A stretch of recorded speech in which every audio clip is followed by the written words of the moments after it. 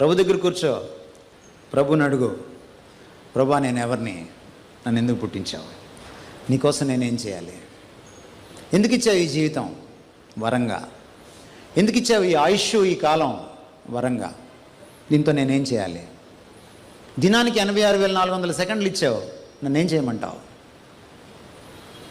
ప్రభువుని తెలుసుకునేదాకా పౌలుకి ఈ విషయం అర్థం కాలేదు. పౌలు తాను అనుకున్నదే సేవ అనుకున్నాడు. ఈరోజు చాలామంది బహిరంగ సభలు పెట్టేసి మేము సేవ చేస్తామనుకుంటున్నారు చూసారా. ఈరోజు చాలామంది మాకు దేవుడు చెప్పేశాడని చెప్పి చర్చిలు కట్టేసి మేము సేవ చేసామనుకుంటున్నారే. చాలామందిని రేపు దేవుడు అడగబోయేది ఒకటే, నీకు నేను చెప్పానా. ఆయన చెప్పకుండా నువ్వు సువార్త పని చేసినా ఆయన దాన్ని లెక్కించడు. సేవ అంటే ఆయన చెప్పింది చేయడం, ఆయన చెప్పినట్టు చేయడం, ఆయన చెప్పినప్పుడు చేయడం, ఆయన చెప్పిన పద్ధతిలో చేయడం. నువ్వు అనుకున్నట్టు చేయడం కాదు, నువ్వు అనుకున్నది చేయడం కాదు, నువ్వు అనుకున్నప్పుడు చేసేది కాదు సేవ.